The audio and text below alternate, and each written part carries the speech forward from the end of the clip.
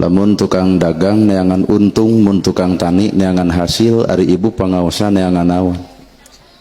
Habis pincu. Cek ibu pengajian teh neangan ilmu. Maka geratannya ka Pak Ustad nu deket, al ilmu nur, ari ilmu teh cahaya. Nu jadi pertanyaan geus kaoncoran acan urang ku ilmu urang, jawabanana acan. Kabeh ge arapal ilmu tahajud geuning unggal peuting malolor wae. Kabeh ge apal ilmu sedekah tapi naha nyeun madrasah jeung masjid teu anggeus wae. Kabeh ge apal jeung dulur kudu akur jeung tetangga tong pasea tapi naha sakapeung ustad ge pacakar-cakar wae. Jadi lamun kitu boro-boro mah ilmu urang jadi oncor nu aya ge nganadon moekan awak sorangan.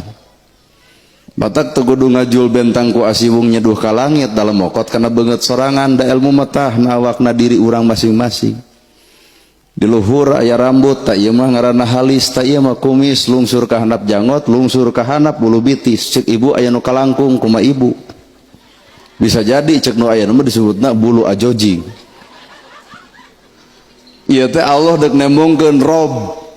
Aya Rob teh boga arti nu ngajadikeun anu ngatur jeung miara. Nah ibu sadar yen ibu teh dipiara ku Allah, diatur ku Gusti Allah. Reup urang peuting geuning eueuh cucunguk asup kana irung. Berarti Allah ngajaga setiap perkara nu dijadikeunana. Cak-cak loba tapi teu asup kana ceuli. Artina Allah ngajagana. Tak ieu rambut manyangan pan halis oge dicieun ku Allah teh tina buuk-buuk keneh tapi naha halis teu manyangan ai buuk bet manyangan.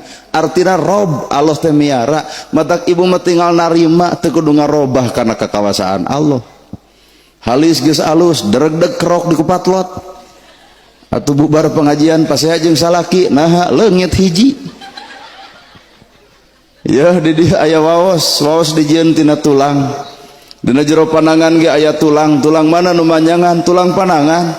Apan ieu ge sarua tulang nah teu manyangan. Allah uninga yen ibu teh teu butuh ku huntu panjang. Sakasep-kasepna Abah Jajang rangeteng huntu teu sudi dekeutna ge sieun digegel anjir.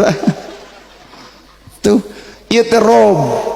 Rob teh Allah nu miara, Allah nu ngadidik, Allah nu ngatur, Allah anu sagala-galana. Matak serenkeun sabeuleug genyeurna hirup daek lain karena urang daekna, alus lain karena urang alusna, bener lain karena urang benerna, tapi aya Allah anu ngabenerkeun, aya ngaluskeun jeung ngadaekeun. Jadi daek didaekeun, alus dialuskeun, bisa dibisakeun, pinter ge dipinterkeun, urang nama teuing saha. Matak nu ngaran hirup tadi cek Pak Ustad Jajang man arafa nafsahu faqad arafa rabbahu.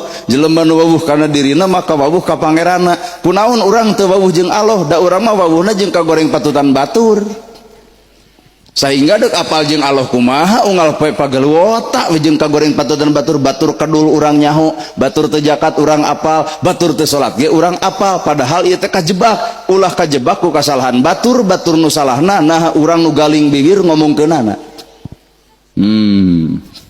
Cicing rada ungeuk berarti ngarti ya teh. Nu salahna batur nah urang nu kudu ngomongkeunana. Ieu dosa urang teh nu ngomongkeun kasalahan batur teh dua, hiji jeung Allah, nu kadua jeung diri eta jelema nu diomongkeun. Tapi si eta dosana ngan hiji ka pangeran wungkul, geuning berat kana nu ngomongkeun katimbang nu nyieun dosa. Matak sugane berarti dia eta tuh batur kedul bae, batur kitu kieu sabodo. Hakikat nu ngaran hirup mah batur salah bisa jadi enteng keur urang, da ibu ge bisa balik ke rumah tangga lantaran lalaju batur pasea wae. Burger we narek nurutan, Pak urang ulah kagok ki situ gandeng urang ge hayu urang burger. Eueuh. Justru cek pemajikan urang teh, Pak urang mah nya ulah gandeng jeung situ habeun pasea. Heueuh mah tapi aneh pasea wae loba budak. Ngan ku ibu ditamahan tempo pa budakna hareuseum beungeut da meureun nyieunna cenah bari pabaeud-baeud kitu. Urang bisa bener teh lantaran lalajo batur salah, matak tong ngewa ka jelema salah, tong resep ka jelema bener, hirup jelema teu cicing dina hiji darajat. Bapak ibu lalajo kuring dina TikTok jeung di YouTube ayeuna kieu buktina, heuh kieu we. Di kopiah henteu, di udang henteu, di sorban henteu, tong digeunggeureurkeun taun hareup kuring eudeuh. Dek di udeng, dek di gamis, dek di sorban, ngan ibu nu bakal boga panyakit, kumaha panyakitna? Eueuh leuheung. Nya. Jadi jelema mah keukeuh tukang ngomentar batur, tukang nempo batur, sok poho ngomentar awak sorangan, ka batur we cekasna teh. Heuh lur. da yakin na teh bakal di kitu jeger cager geblus ka masjid diomongkeun leuheung yai ka masjid eureun deui ceuk aing oge gitu